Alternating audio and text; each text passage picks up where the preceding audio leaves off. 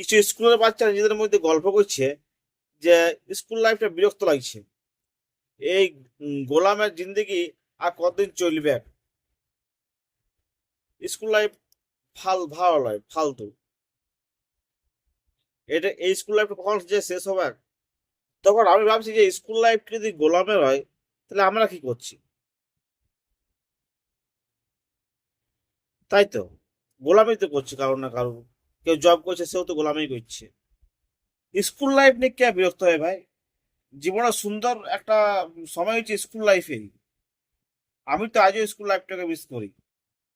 সেই সময়টা কত সুন্দর ছিল।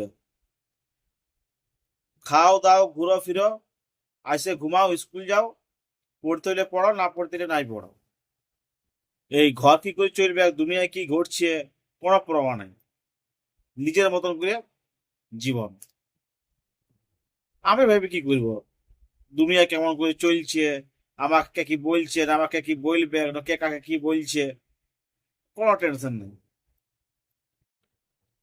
আমরা বেশিরভাগই তো ছিলাম লাস্ট বেঞ্চের স্টুডেন্ট। অনেক সময় ব্যাগ নিতাম, ব্যাগের মধ্যে বই খাতা ভরতে ভুলে যেতাম। সেটা অবশ্য দরকারও পড়তে নাই, কারণ স্কুলে যেত মজা করতে, এনজয় করতে, মজা। অবশ্য ব্যাগে বইটা থাকলেও গুলি, লাঠি, তীর ডাং এগুলা থাকতো। ছিল না কোনো টেনশন, শুধু এন্টারটেনমেন্ট, এন্টারটেনমেন্ট আর এন্টারটেনমেন্টই। প্রায় 90% স্টুডেন্টেরই প্রথম ভালো লাগাটা শুরু হয় স্কুলেই।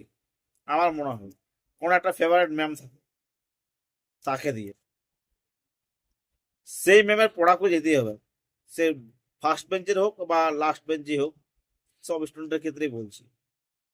আর সেই ম্যামের পড়া যদি পারা হয়, তো মনে হইতো যে যে ফার্স্ট আছে, আর কিছু কিছু পড়লে আমিও হয়তো ফার্স্ট হতে পারতাম, বা ফার্স্ট বেঞ্চের লেভেলের আমিও বটি।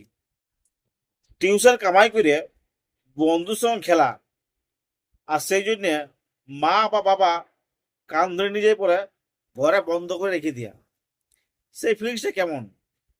যেমন কোনো নিউ কাপেল ঘুরতে গেছে, আর তার অফিসের বস ফোন করলো যে তোমার ছুটি ক্যান্সেল হয়ে গেছে, চলে আইসো।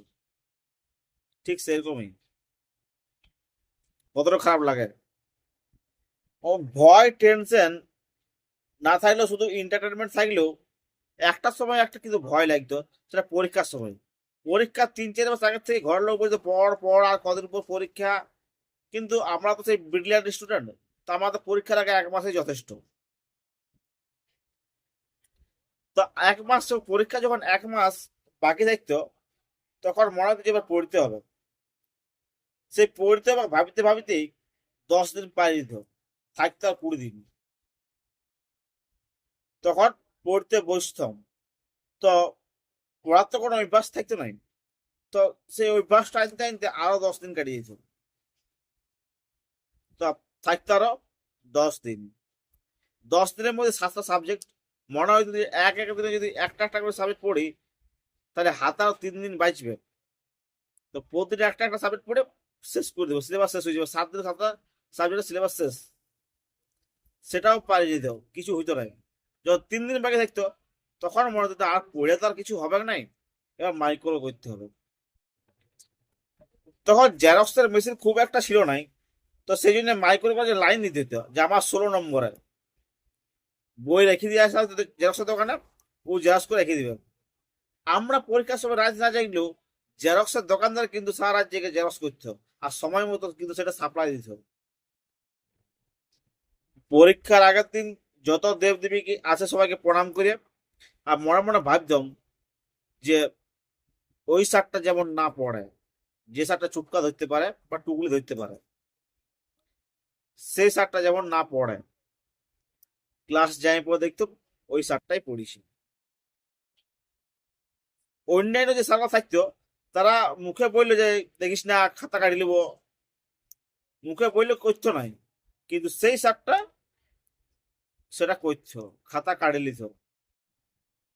সেই শাকটা চোখ থেকে চারদিকে, উহার পেছনের দিকে যদি কেউ টুকলি করে দেখে, তো দেখতে পাই যেত। আর উঠ হয়ে গেল মানে 3 ঘন্টা পুরোপুরি বাথরুম যেতে দিবে নাই। প্রেসার প্রচন্ড, দুটা পায়ের মাঝখানে রাখিয়ে দাইবে পর 3 ঘন্টা থাকা, মনে তো পাড়া তুলে দিই তো এখনই বাইরে হয়ে যাবে। ওইভাবে 7টা পরীক্ষা দেওয়া হতো। যারা ভালো স্টুডেন্ট তারা জানে রেজাল্ট কেমন হবে, আর আমাদের মতন গুলোও জানে কেমন রেজাল্ট হবে। পরীক্ষা পর ছুটি থাকতো, তো সেই সময় যারা ভালো স্টুডেন্ট তারা পরের ক্লাসের বই জোগাড় করতো, পড়া স্টার্ট করে দিত। আর আমাদের মতন স্টুডেন্ট তারা কি করতো, মাসি ঘর, পিসি ঘর, মামা ঘর, যত ঘর আছে সবগুলা ঘুরত, ভ্রমণে বার হইত। এরকম ভাবেই স্কুল লাইফটা কাটতো, আমাদের কাটিছে। তাহলে বন্ধুরা বলো, তোমাদের কি স্কুল লাইফটা এভাবে কাটিছে না আলাদা?